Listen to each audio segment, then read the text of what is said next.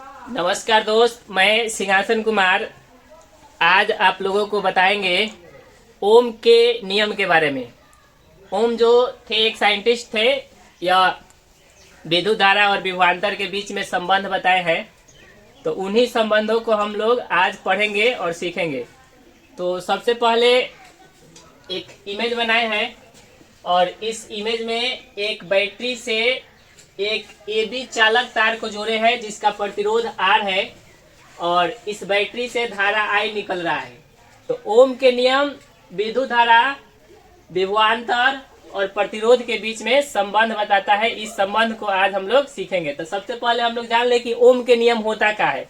तो ओम के नियम होता है कि अचर ताप पर किसी भी चालक तार में धारा प्रवाहित की जाती है तो चालक तार के बीच के विभवांतर के समानुपाती होता है। इस बात को हम लोग लिखते हैं। ओम के नियम कोई पूछेगा तो बोलेंगे यही, अचर ताप पर, अचर ताप पर किसी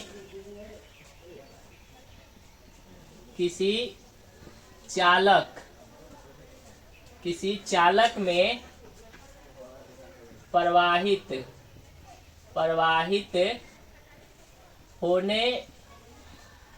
होने वाली विद्युत धारा, चालक तार के सिरों के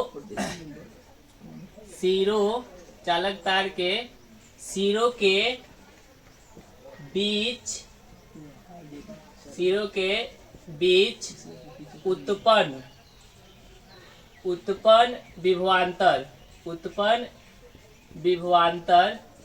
उत्पन्न विभवांतर के समानुपाती होता है।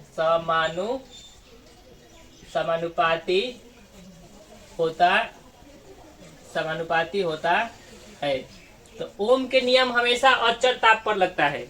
तो हम लोग लिख लिए कि अचर ताप पर किसी चालक में प्रवाहित होने वाली विद्युत धारा चालक तार के सिरों के बीच उत्पन्न विभवांतर के समानुपाती होता है। अब हम लोग इस बात को गणितीय रूप में समझेंगे।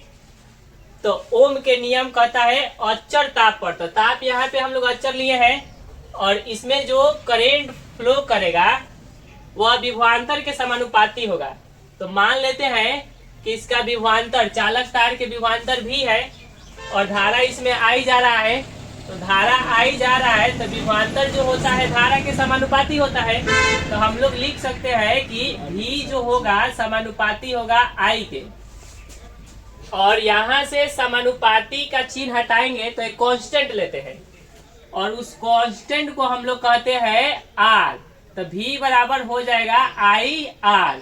अगर कोई पूछेगा कि R क्या है तो यहाँ पे लिख देते हैं, जहाँ R एक समानुपातिक नियतांक है, एक समानुपातिक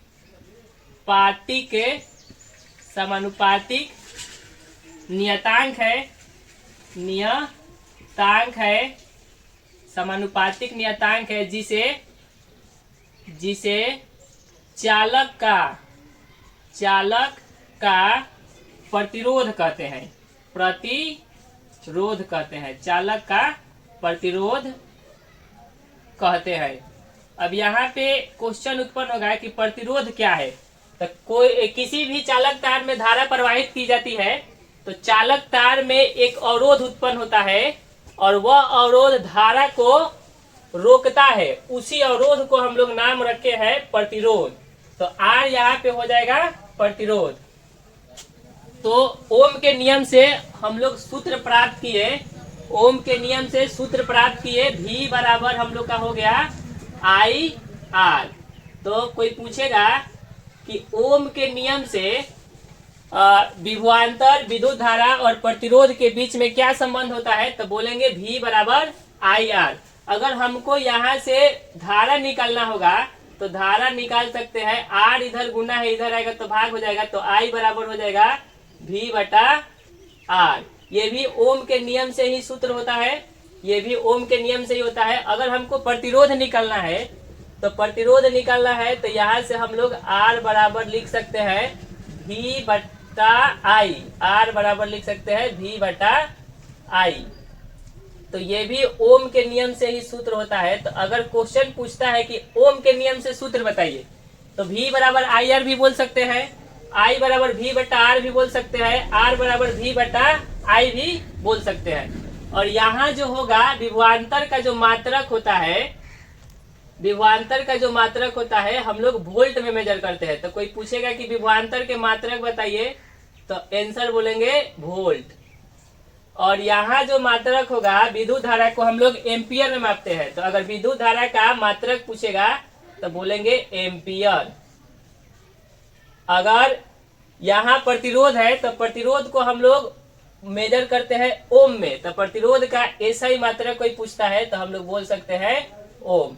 तो हम लोग तीनों का मात्रक भी जान लिए। विद्युत धारा का मात्रक एम्पियर हो गया, और विभवांतर का मात्रक वोल्ट हो गया, और प्रतिरोध का मात्रक ओम हो गया। तो हम इसको कह सकते हैं भौतिक राशि। तो भौतिक राशि यानी क्वेश्चन उत्पन्न हो सकता है कि ओम के नियम किन किन भौतिक राशियों के बीच में संबंध उत्पन्न करता है। तो बोलेंगे विभवांतर, विद्युत धारा और प्रतिरोध के बीच में संबंध बताते हैं। अब इसके बाद हम लोग आगे की क्लास में और सारा जानकारी प्राप्त करेंगे। तब तक के लिए बहुत बहुत धन्यवाद।